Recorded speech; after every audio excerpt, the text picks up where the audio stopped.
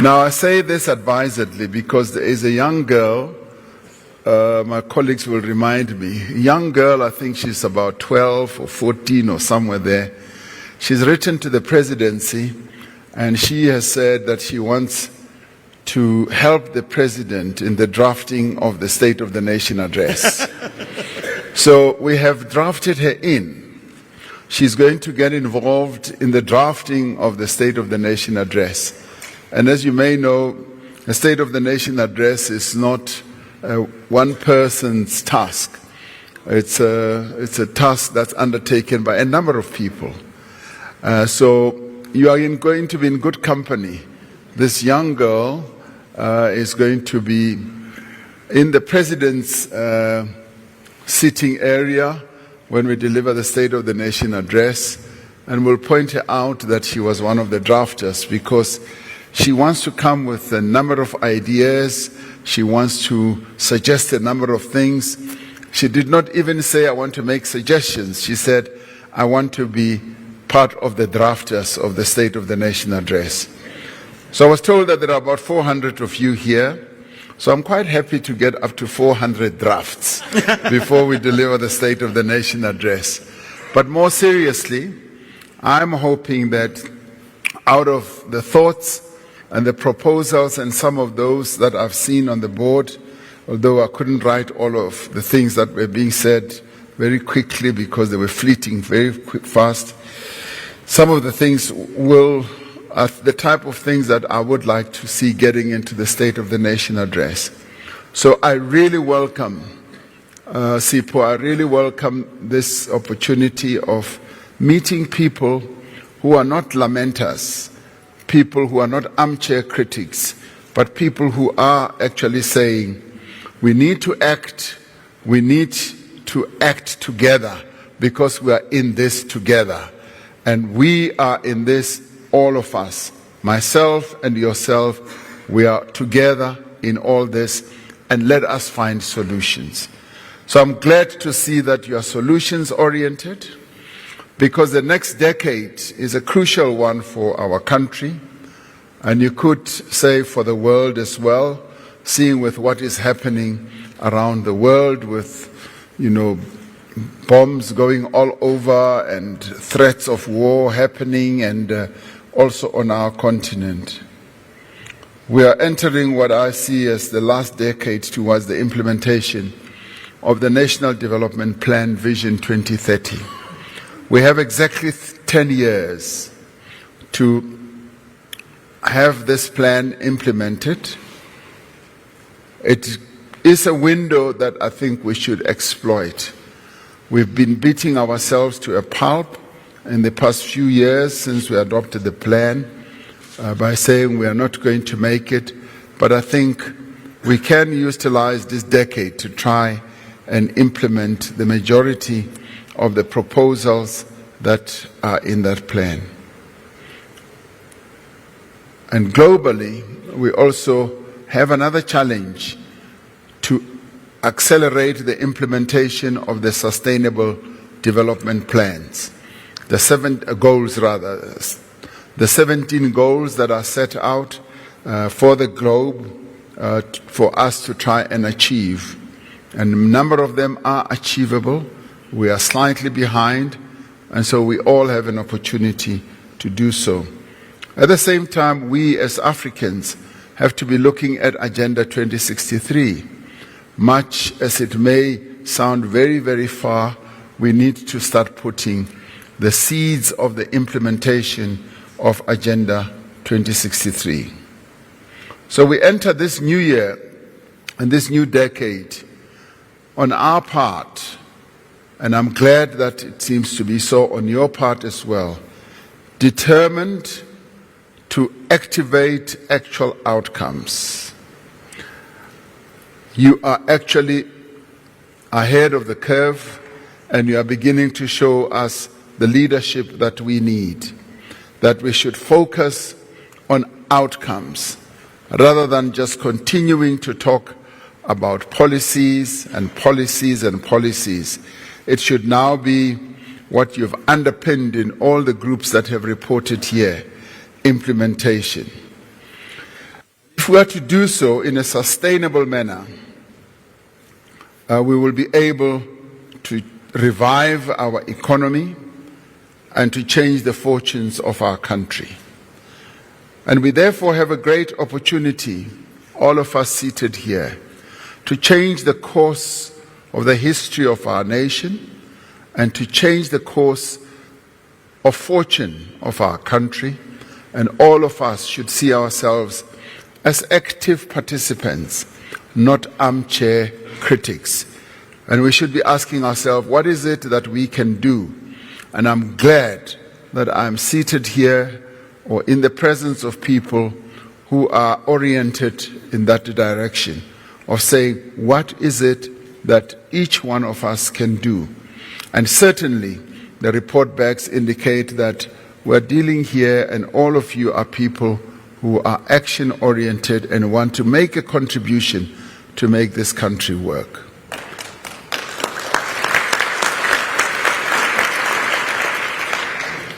And I'm particularly pleased to have been briefed by Sipho and the other colleagues that beyond this dialogue or Indaba, you are going to be able to synthesize all the reports and come up with a more succinct report which is actionable, which we really appreciate, and that will be the type of report which I know Sipho and them will share with us so that we begin to shape and mold what we need to be doing as the year goes on. And indeed, if we are to do all this in a more determined manner, we need to appreciate the essence of the challenges that we face in our economy. And we should be careful as we do so not to ascribe deep-seated structural issues to solutions which we think can resolve all these issues in a fleeting manner.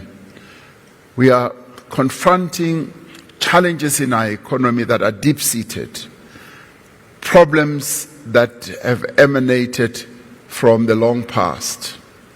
One of the groups dealt with the structure of the economy, and in doing so, I'm sure that as you delve more and more into it, you will realize that that is where the real problem resides. I've always characterized our economy as a deformed economy. Deformed economy because it was structured in a way from an ownership point of view, management point of view, control point of view, and interest-serving point of view to serve just a few people. And the ownership thereof spoke to that, and also to exclude a number of people. And if we are going to build an inclusive economy, we therefore need to restructure our economy, because the current state of our economy is not well aligned with where we want to go. And the sooner we're able to settle down and begin to deal with that reality, the better. Because if we don't, we could be just tinkering just on the periphery of the problem without addressing the real source of the problem. We therefore need to do quite a lot of introspection about our economy, and it is important that the understanding of our economy should be broad-based. It should also include the ordinary citizens of our country to understand how our economy functions, what the structure of the economy is, and should also understand what we mean when we say South Africa is a middle-income economy without a significant middle class. And our experience is not typical to our peer income group, because we often compare ourselves with a number of countries. But when you actually look deeper and deeper, you'll find that our experience and our history is very different from theirs. But be that as it may, we have challenges that we have to address, and we have to address them frontally. In your opening address, President Sipho Pitjana. You referred to decisiveness, that we've got to be decisive. We've got to also be clear about what we need to see done, the reforms and the interventions that we need to embark upon. And you posed the question, does the President support the reforms that have been suggested? And the answer is yes. And in fact, the President has been ahead of the curve when it comes to some of those reforms, because I've been insisting that we do need to reform, embark on serious reforms if we are going to be an investor-friendly country. We need, and in many ways it is also for that reason that I've opted to have a monthly meeting with business, with labor and community to discuss a number of the reforms that need to be embarked upon. I do believe that we need to embark on policy choices and interventions that will support higher growth, that will also support employment and attract investment, but also, more importantly, competitiveness of our economy. And if we can do that and embark on those reforms and interventions that can reposition our country, we are well positioned. And may I credit the business community for having been willing to engage with us to arrive at agreement and consensus on the reforms that need to be embarked upon. And many of the reforms that we have embarked upon, some have been initiated or articulated by the business community.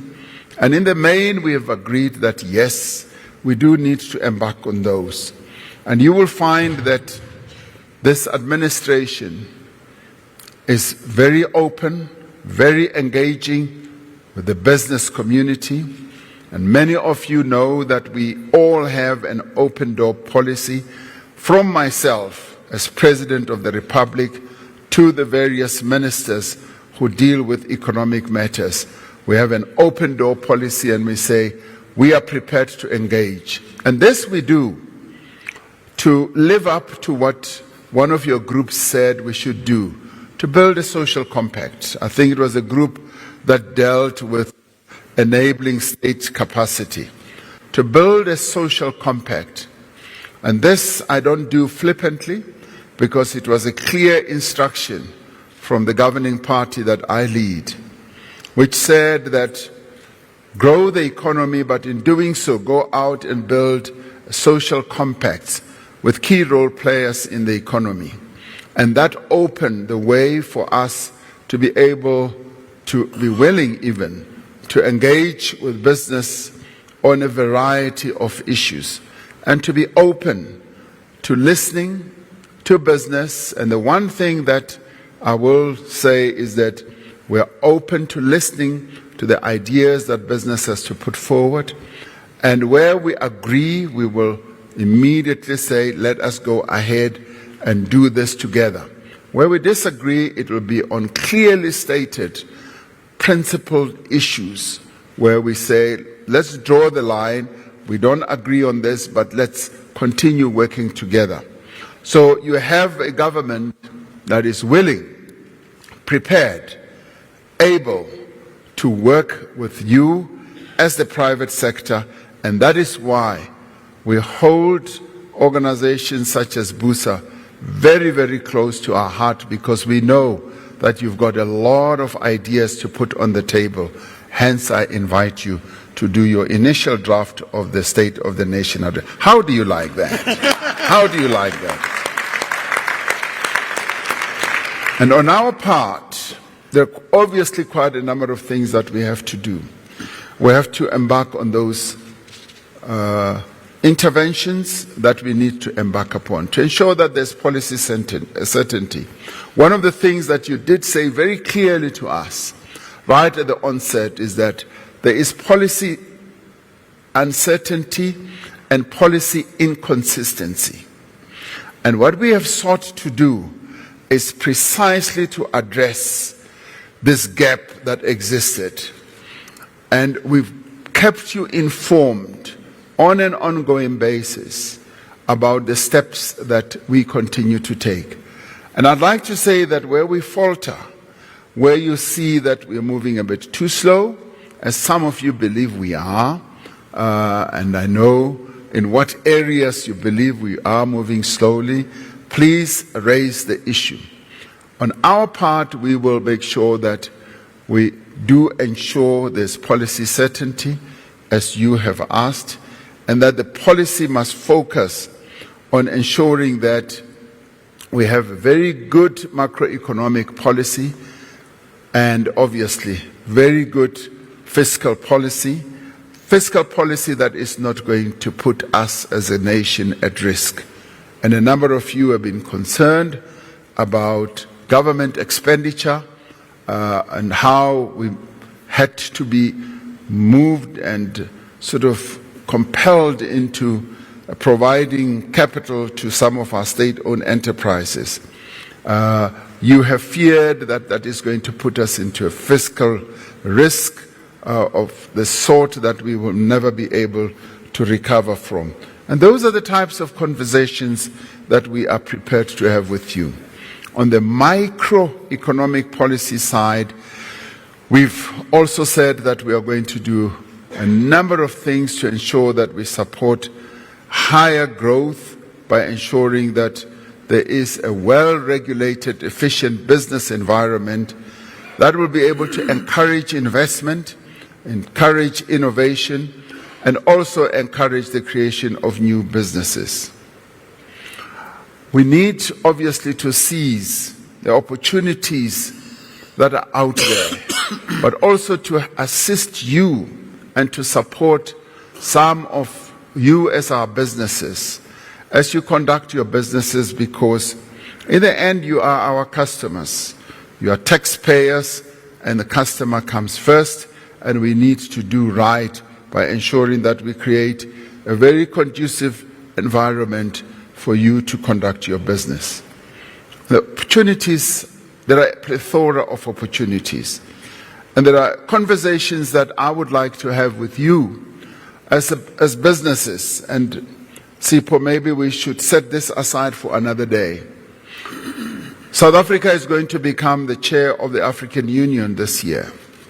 And there is the issue of implementing, and this is the opportunity I wanted to talk to, implementing the Africa Continental Free Trade Area Agreement. Now, it opens up vast opportunities for our country, and we are the most industrialized country on the continent. The Prime Minister of Ethiopia was here 2 days ago, and he was bemoaning the fact that he sees the rest of the continent continuing to go outside the African continent to procure goods that they can get, and machinery and everything else, including services that they can easily procure from South Africa, the most industrialized country on the continent.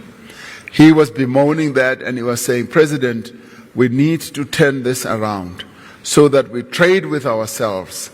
And this, colleagues, I believe, is a great opportunity that awaits our businesses. But it is not an opportunity without risk. A number of our companies that operate on the African continent are facing quite a lot of challenges. Challenges that you also said you were facing here with policy uncertainty. But out there on the African continent, in a number of countries, it just gets worse. There's a lot of policy uncertainty and policy inconsistency.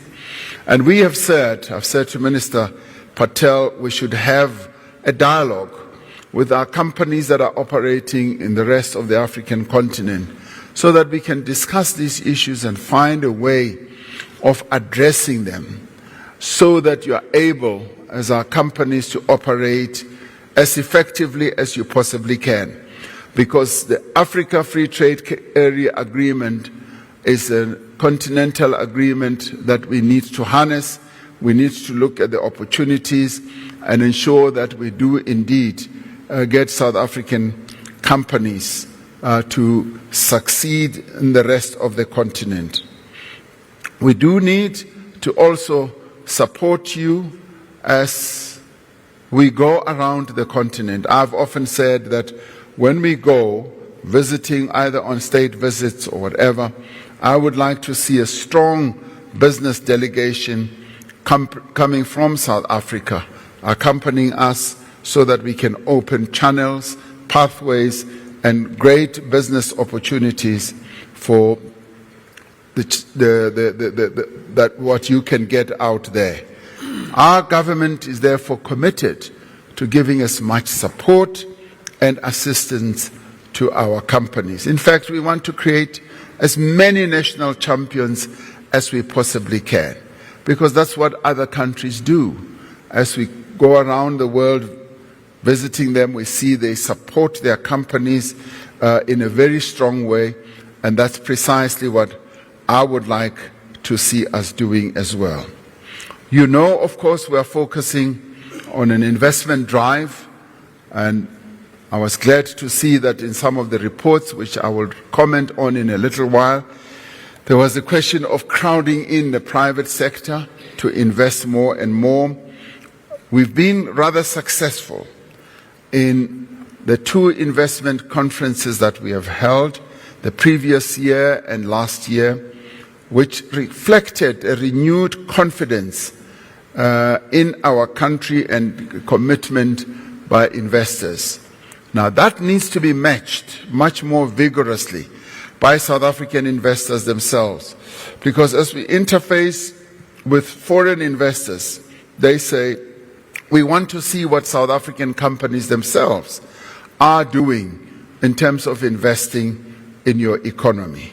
So the call that I'd like to make to you as businesses is that we would like to see an uptick on investment commitment by all of you as businesses in the economy of our country.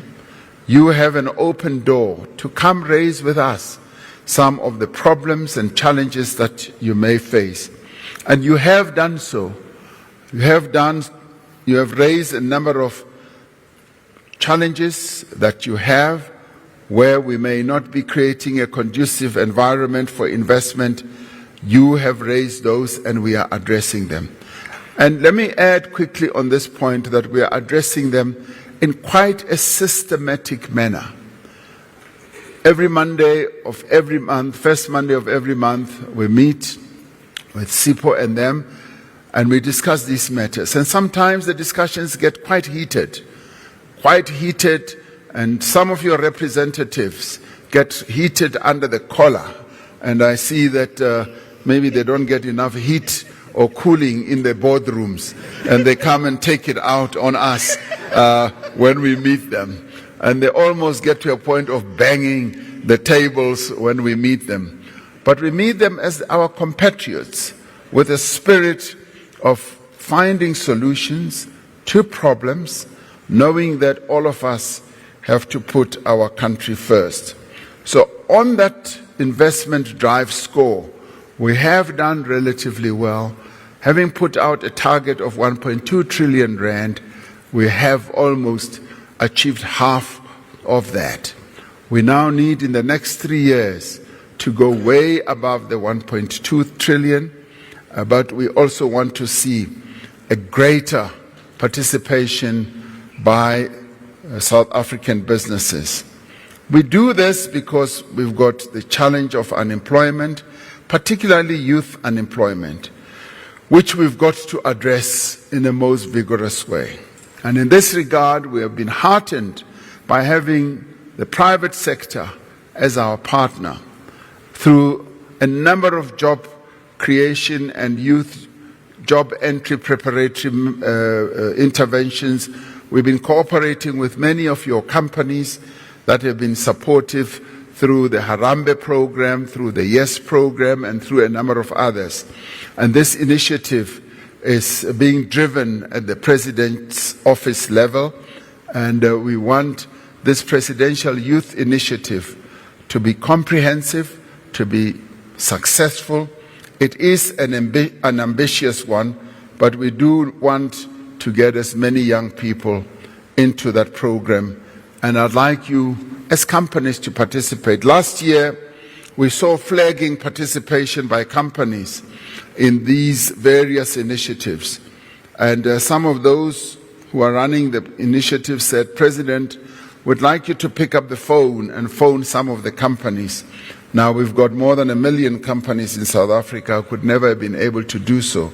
So on this platform, I therefore need to call on all of you as companies, members of BUSA and members of the BBC and members of a number of SACI and a number of other organizations that are here, that do encourage your respective companies to participate in this, because we want to ensure that we give our young people a very, very strong offering. We will be addressing this once again at the State of the Nation address, because we believe that we will be able to get more and more traction in doing all this. You focus on skills in a number of the groups that we're reporting back, and skills are vital. The reform of our education system is underway, and at the basic education level, we're getting it started at the school level, introducing a number of subjects of a technically oriented nature to ensure that young people do take them up.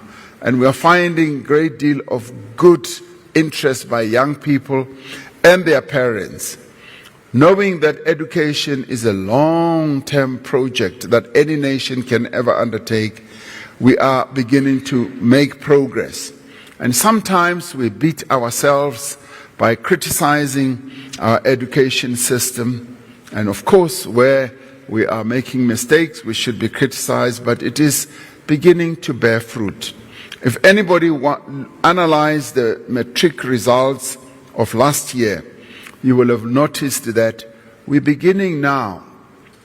The shadow of apartheid education is beginning to recede more and more, because the great results are now coming from those schools, those areas which Hendrik Verwoerd did not want to see good educational outcomes coming from.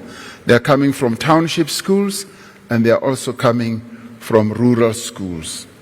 And so therefore we are placing a lot of emphasis on that. And of course, the good thing is that government is not doing all this alone.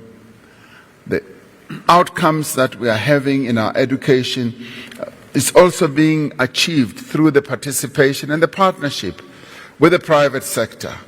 And therefore, as the private sector, you are heavily invested in ensuring that our skills revolution does indeed end up bearing fruit. Progress is being made in developing a lot of legislative instruments. And we would like you to pay keen attention as the private sector to some of those. Some you may find they give you indigestion, and some you may find that you are able to find commonality of interest with government. And I say this advisedly. One of those is on the land question. This year we are going to have to finalize the legislation and the constitutional construct on the land question. Now this is where the business community can participate in a much more, I believe, proactive manner. One of the things that we've been asking for is the business community to come forward with solutions of resolving this centuries-old problem of land. I was in the Northern Cape just a few days ago and met a number of communities who told me how they were removed from the land that their forebears were removed from their land. And as they were removed, they were also, the water rights that they had along the Orange River were also taken away from them and were distributed to a number of white farmers. And if you look at that whole belt on both sides of the Orange River, you'll find that many of the farmers there who are running fairly successful agro-businesses because they've got the most important resource, which is water, they are successful. And many of the black people whose land was taken away from them are nowhere near being successful. Now, it requires a solution. And I would like to see President Pichana, the business community, taking this issue up rather more seriously. It's not an issue that we should say belongs to the government alone. The government must find a solution.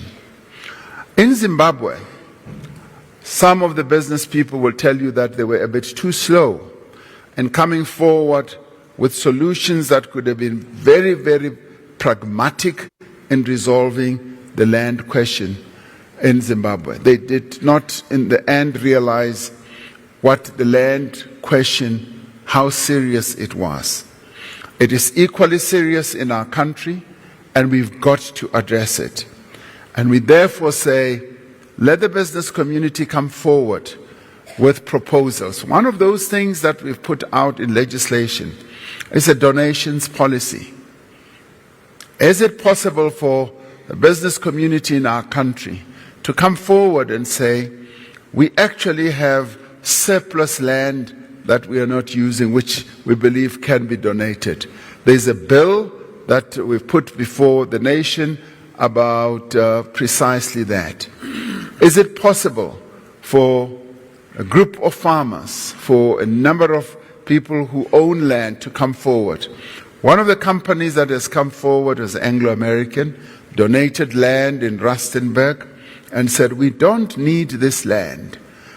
We've been holding it and hoarding it for all these years. This land is much more needed for residential purposes.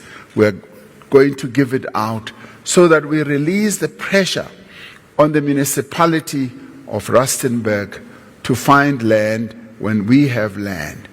And I believe that there could be a whole number of such opportunities throughout the country.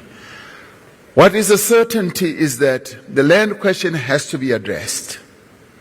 As South Africa, we cannot run away from it. The people of our country want to see the land question addressed. The key issue for us is, are we going to be part of the solution, or are we going to be part of the problem? And I'd like to suggest that as the business community, let us also be part of the solution when it comes to the most important issue that is of greatest concern to the people of our country. And I forever think about the writings of Sol Plaatje on the land issue, but a few days ago I came face to face with a descendant of one of those whose forebears' land was taken away, and who now says, I want to farm, and I want water rights. I want to farm along the Orange River, but I have no farm that I can farm on. So I propose that we should take this matter seriously. The other issues that you have raised, which I will address in a little while as well. The energy question is an important one for all of us.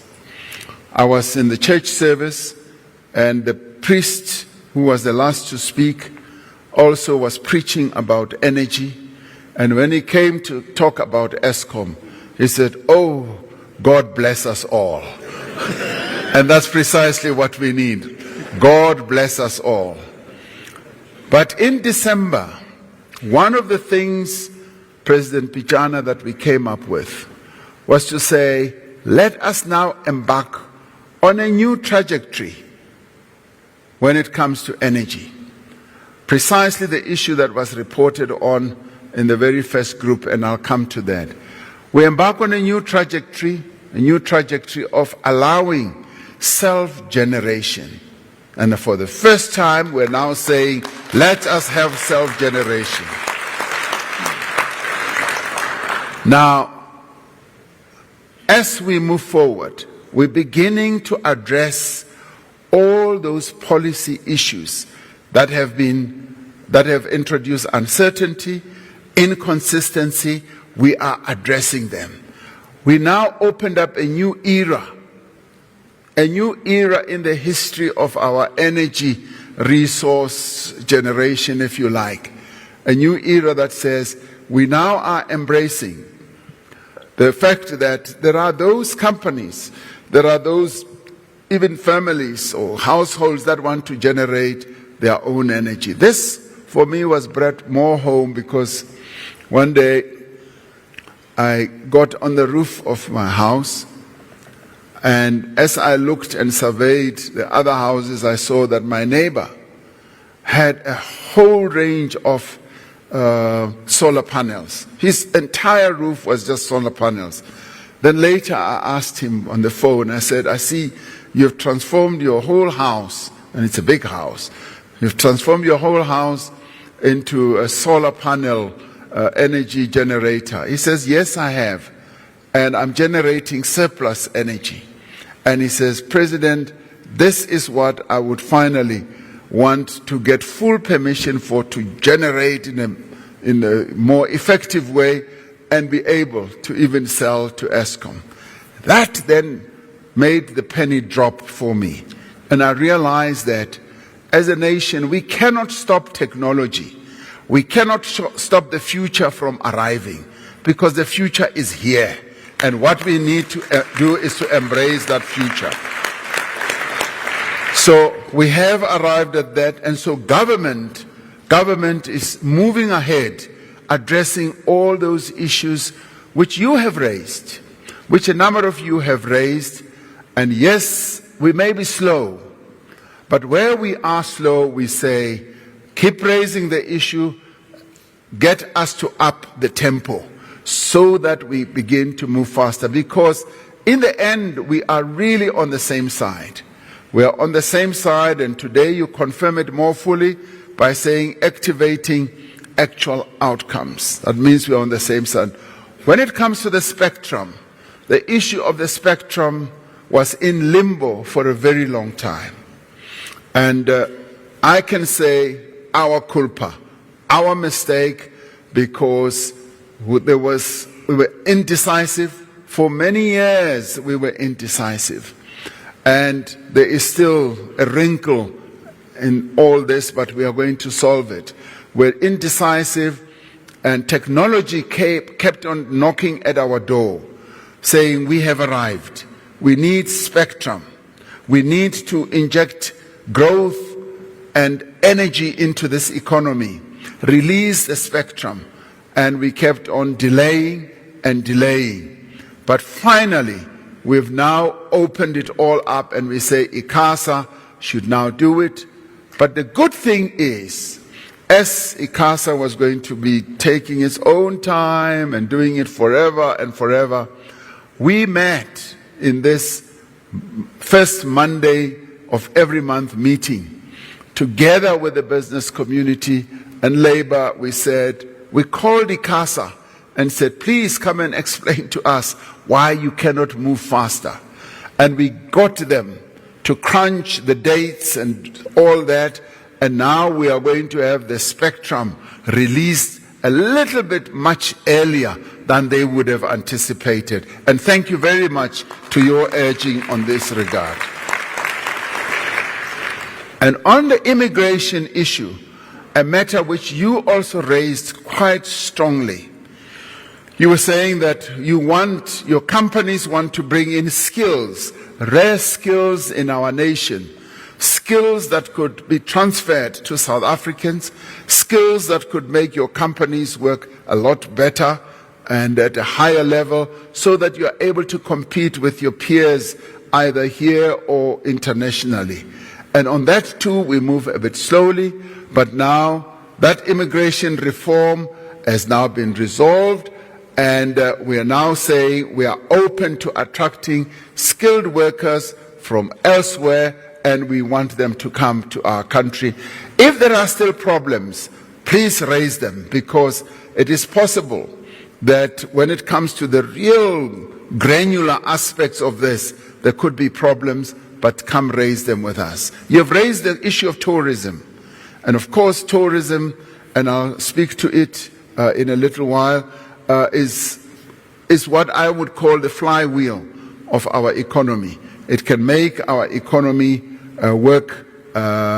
grow a lot faster because we can create a lot more jobs in that regard. Now, we are doing quite a lot of work and trying to progress forward as much as we possibly can and removing all the barriers that have been identified. And we are also dealing with issues such as revising port tariffs, container and automotive cargo dues, and going down to the technical issues like those, so that we are able to get to a higher level of growth. One of the other important things that we have done as a government, which many people have not really paid much attention to on our industrial policy side, is that we've now departed from a very broad and generalized just industrial policy. We've now said we want to have master plans. We want to have master plans that focus on every aspect of a particular sector, so that we're able to look at how that sector functions and how we can inject growth into that sector and how we can remove the constraints, the barriers, and everything else in a particular sector. And Minister Patel has been working on master plans of the various sectors. Poultry, and you may think that, poultry is an insignificant sector. It is a huge sector. And we've come up with a master plan on poultry, a master plan on clothing and textile. Others are being crafted, and we are going to have a variety of master plans, because our job is to get all stakeholders in various industries to work with us to find ways of unlocking growth that can be had. I mean, I forever remember traveling to Japan with grape growers. Grape growers traveled with us to Japan, and it's a matter that, in a way, a president will never be able to find space to attend to. But our grape growers were saying, President, we want you to talk to the Prime Minister of Japan. In the agro industry, we're having serious challenges. We are now growing seedless grapes. They want seedless grapes, but there is a regulation that prevents us from bringing our seedless grapes to Japan. And we would like our government to support us and to give us the assistance we need so that we can bring seedless grapes to Japan. So I'm trying to demonstrate the level of attention that we are bringing to bear to support our business people in a variety of sectors. And the master plans that we are crafting are doing precisely that, so that not only the minister, but the officials and everyone else, and to some extent including the president, should fully understand how a sector functions and what makes a particular sector move and shake. And that is what our master plans are beginning to do. I'm not going to speak long about Eskom, because Minister Pravin Gordhan was here and he will have dealt with it in the groups that you had. Safe to say, if there is any challenge that our country faces, as I've said ad nauseum, and all of you have said exactly the same, it is Eskom. With our generation fleet that is old and needs a lot of maintenance and attention, we are paying continuous attention to it. And one of the things we have to do, obviously, is to streamline the leadership, both at the oversight level in Eskom itself at the board, as well as at the management level. And we are glad that we now have a CEO who's paying attention to all the challenges that we are now facing and will be able to move forward. And we've released a number of documents, roadmaps on this and special paper on this Eskom issue, and we will be addressing all the challenges in the war room as well as at the board and management level with Eskom. And we will make sure that we encourage and support management to focus on improving efficiency and also have a good measure of transparency in dealing with all these matters that we are facing. So Eskom, which is a major issue for you as key players, is going to be addressed, and we will address it to good effect. The same thing goes for SAA, which has also been a major challenge for us. At one point, it could have gone into liquidation. It is now in business rescue. And even though it is still vulnerable, we believe that it can be repositioned to go forward. Now, some of the issues that you touched on have to deal with the capability of the state. One of the biggest challenges that we face today in the Republic is just the capability and the capacity of the state. Over years, the capability of the state has actually diminished. It's diminished for a whole host of reasons. And one of those is how a number of key people who occupy key positions had much shorter tenures, like directors general. This Institute of Race Relations once did a study which showed that the tenure of, on average, of a director general in the South African state is no more than like 23 or 24 months, if not maybe 30. But if you can begin to think about that, of the CEO in a company where almost every 3 years you change a CEO, you will know that your company is not going to be operating at the best level. So capability of our government is a serious challenge. When I addressed the country in the State of the Nation address last year, I highlighted it of the 7 priorities. I highlighted the state, the capability of the state as number 6. And later I realized that actually I should have highlighted it as number 1, because that is the biggest challenge that we face. And it impacts on a point that you have addressed, which is implementation, which I will come to. Number of other issues so that you can see how busy this government has been. Number of the other issues has been how to bring about stability in state institutions, to restore stability in SARS. You know very well how SARS had been targeted and weakened.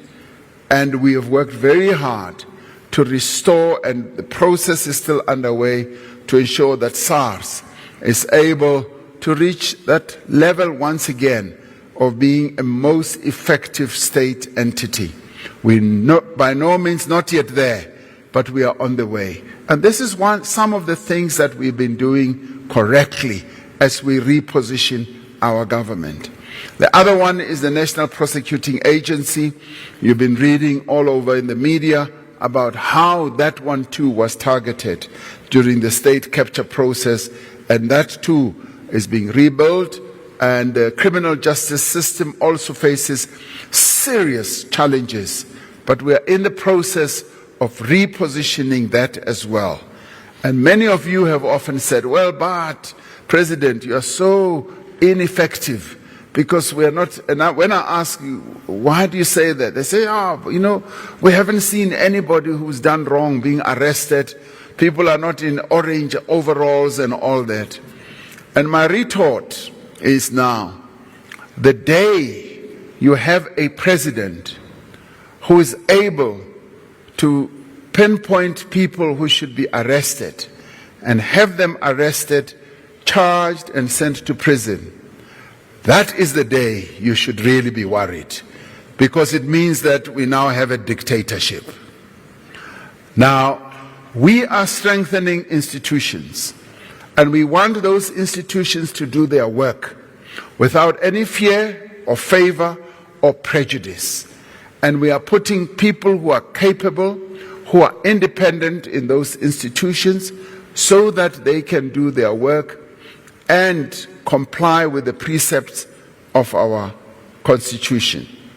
The PIC Commission has completed its work, and we are going through that report, and we will be coming out to the nation shortly on that, and the Zondo Commission on State Capture goes on. So all these processes are leading us to a point where we would like to be. We are by no means not yet there.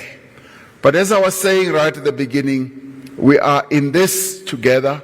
Let us walk this route together so that we reposition our country, strengthen our institutions, rebuild our economy, so that we are then able to put South Africa on a much firmer footing.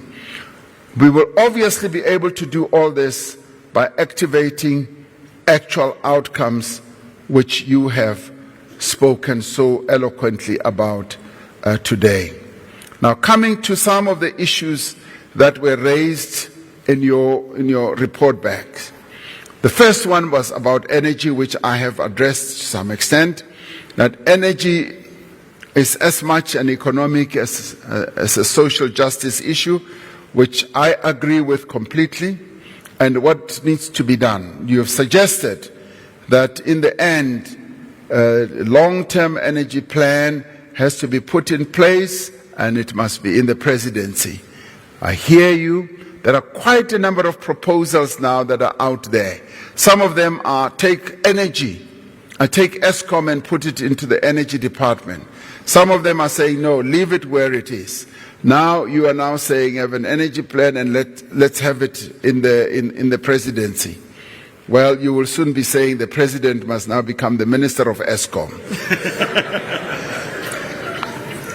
And I agree with you that increase technical capacity at the ESCOM level, I could not agree more. That is precisely one of the key challenges that we are facing today. In the past, we used to have highly experienced, underline, highly experienced as well as technically well-trained people. And many of those are no longer there. We've got people in ESCOM now who are trying to do the best that they can, and they face enormous challenges because of the age of our fleet. You immediately propose, I think it's my sister who was saying so here, that we should reduce political interference.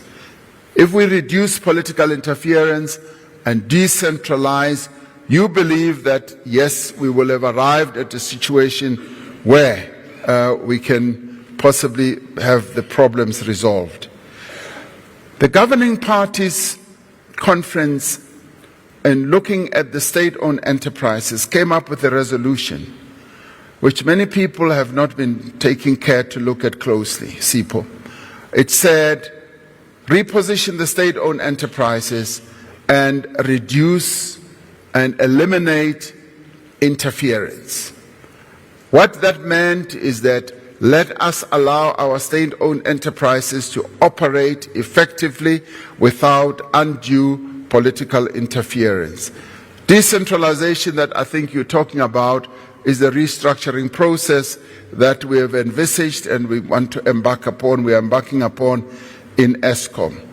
And of course, you're talking also about you need a commission on climate change. Our Ministry of Environmental Affairs through Minister Barbara Creasy is on top of all this.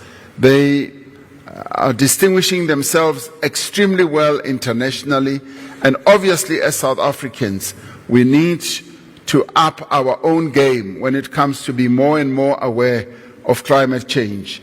This is one of the issues that a number of colleagues have said we need to get the continent to focus on, because the continent is bearing the brunt of climate damage that have been done elsewhere. And we therefore, you say, need a definitive plan, which we shall have, and that we should expedite the issuing of licenses for renewable energy. That is underway.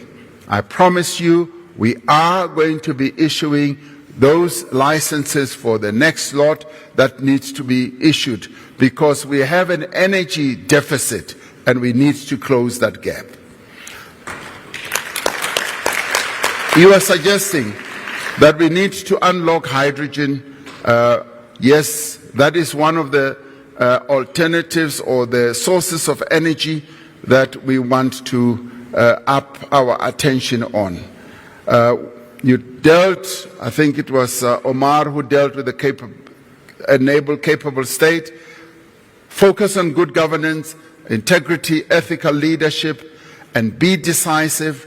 Focus on execution and bring in the private sector and work with the private sector. And we must get the private sector to invest with heart and promote more PPPs. I could not agree more. We need to be doing all that. We want the private sector to work with us, and we are open for business as a government in as far as having private partnerships and public partnerships with the private sector. And in this regard, I'm one who's always said, let us be open to unsolicited proposals as well from the private sector. Let the private sector feel free that they can come to us with unsolicited proposals on a variety of things. You say that we must shift the attitude of civil servants. This is precisely the point I was trying to make earlier, that the capability of the state has diminished, and we do need a new ethos, a revamped and a reinvigorated ethos among civil servants, so that they can in a way recommit themselves and put the interests of the people first. Minister DeLille was talking yesterday about the number of civil servants who are doing business with the state.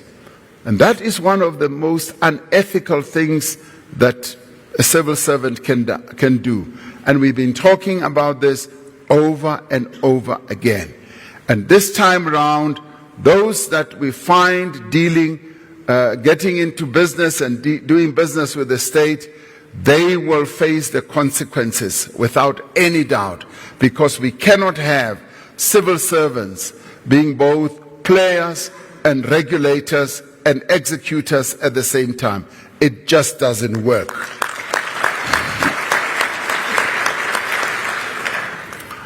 On SOEs, you want to know, ensure that there's a policy certainty.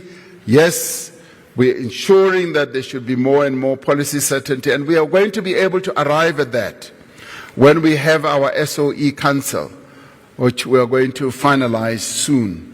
When the Policy Council is inaugurated, things like streamlining policy right across all SOEs will be one of the issues, on governance matters, on financial reporting, on ethics and all that. That would be properly streamlined.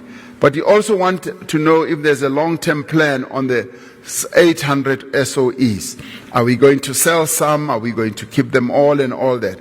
We are in the process of reviewing that, and the SOE Council will be able to give counsel on things like that. The ideal position that I would like to see us get to is almost the Singaporean position, where they have their state-owned enterprise holding entity, which is called Temasek. And they run their various businesses, and they've got various sectors, and they run it with great deal of independence. They run it effectively for the benefit of the sovereign. And that is the nirvana that I would really like to see us get to. where you've got your ministries running your policy processes, and you've got an entity that will be running through the various sectors, subsectors of the economy, be running those businesses on behalf of the people of South Africa, and where there will be less interference, there will be more independence, and where you will have really focused, business-like people who will be knowing what the mandate is, a developmental mandate as well as a commercial mandate, and that can fit various SOEs on a differentiated basis. And that is precisely what I'd like to see happening. We need a strong competition law, and I could not agree more. Now, I was surprised to see in the media the other day where there was criticism of even Minister Patel, that he is beating this competition horse. And people were suggesting that a small economy, we don't need too much competition. And now that goes against what the IMF and the World Bank have said about our economy. They have said that our economy, the structure of our economy is so flawed in that too few companies have a stranglehold on our economy. It does not allow space for newcomers, small and medium enterprises to have room to operate and to do business. And this call that we're just too small of a country to have too much competition, in my view, is a fallacy. Because if we are going to have a good economy, we must have competition. And if you don't have competition, all you have is stagnation, no technological advancement, prices can skyrocket, and it can lead to the exploitation of the consumers. So we need competition in South Africa. Repeat, we need competition here in this country. And I want to move to the end because I've been talking too long. Infrastructure development is an important aspect, and we would like to hear more and more proposals on funding. We need, yes, policy stability in this regard as well, and to bring together as many professionals as possible into this space so that we are in the end able to have a very strong infrastructure developmental thrust. We've said that we're going to set up an infrastructure fund. They're finalizing it. It has taken a bit too long as far as I'm concerned, and this talks to the lack of full capability in the state. I spoke about this 2 years ago, and I want to see cranes. I want to see yellow equipment throughout the country, really getting the infrastructure play that we want to see happening in our country. The other issues that have been raised have to do the critical sectors of economic growth, and I agree. Agriculture is an important sector. I spoke about it on the land issue. We obviously need to make sure that there's market access, there's skills, and we must encourage more and more inclusive business models, the infrastructure. More importantly, finance is an important aspect of this whole process if we are going to get particularly black people to participate more in the economy, in farming. Farming methodologies need to be also upscaled. SMMEs, we need to encourage more SMMEs, and in tourism, safety obviously is one of the key issues. And this is where the private sector can work with us, President. If we can get private sector to work with us to ensure that we create as many safe areas in our country as possible, and obviously working together with government. Removing the barriers to entry is a critical issue which I have already spoken about. And on skills, we need to access more technology. We also need to get businesses to create training institutes, and government must be supportive. It must have regulations that can support that. But in the business side as well, the coaching and mentoring is very, very critical. We need to see businesses training more and more of their people. But the most important part for me is we need to see businesses going to universities, going to our TVET colleges with unsolicited proposals on the types of skills that industry needs. The universities and TVET colleges must not be operating like islands in isolation, because they are the ones who are preparing the skills that you need as business people. And I'd like to see more of a symbiotic relationship between our institutions of learning as well as businesses and business organizations. I haven't been seeing much of that, to a point where I've been calling for businesses to adopt TVET colleges, be close to TVET colleges, even if it's a few businesses adopting certain disciplines in TVET colleges, working closely with them. I'd like to see more and more of that. I've been making calls in this regard, and I'd like you to draft that aspect of the State of the Nation address where you agree that you are going to do it. On the fourth industrial revolution, I could not agree more that we should focus on the future of work. Adoption of technology, and the education system must be responsive, and lifelong learning is one of the more important areas that needs to be focused on. Now, I participated in the International Labour Organization study on the future of work with the Prime Minister of Sweden, and we came up with a report on future of work and how the whole world needs to approach the future of work in the light of globalization, climate change, as well as digital technological advancement. The labor laws has been raised, and I don't know what the problem is with the labor laws. And I would, as businesses, that you should raise the challenges that the labor laws give you so that we can understand what it is you talk about. I often hear that our labor policies are not conducive to running businesses, and I am yet to hear anyone come up with a cogent piece of legislation which they believe is a difficult one for businesses.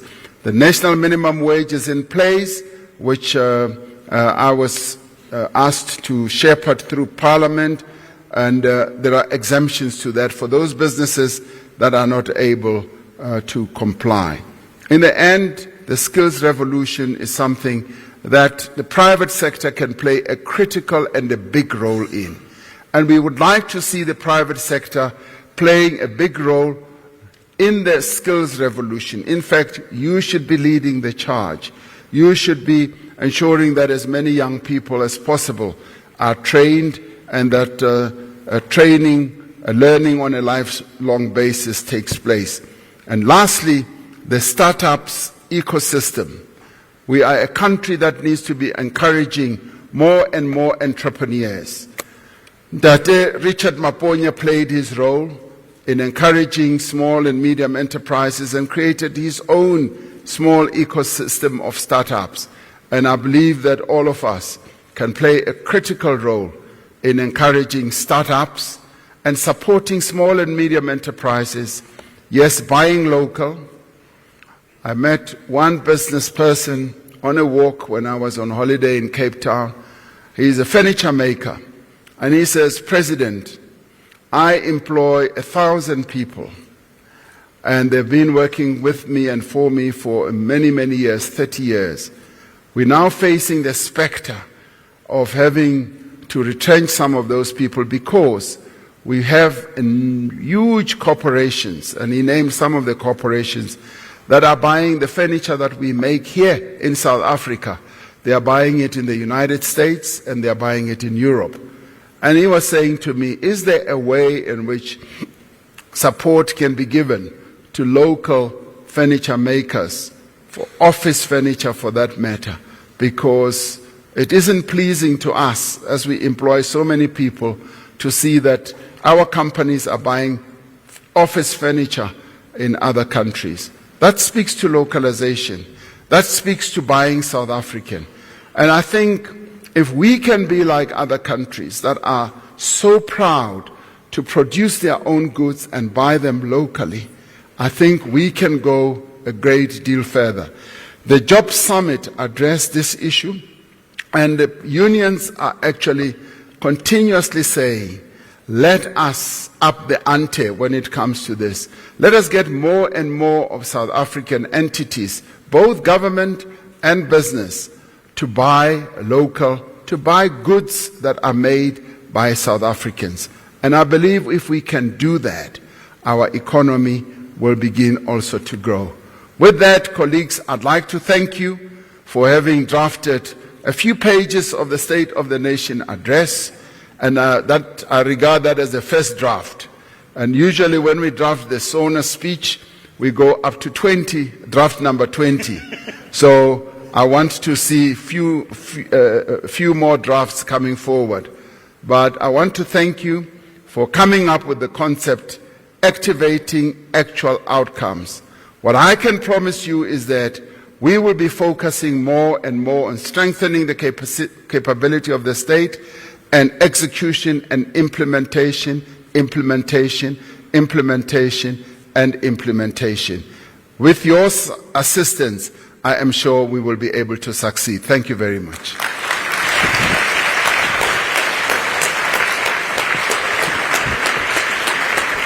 I took long.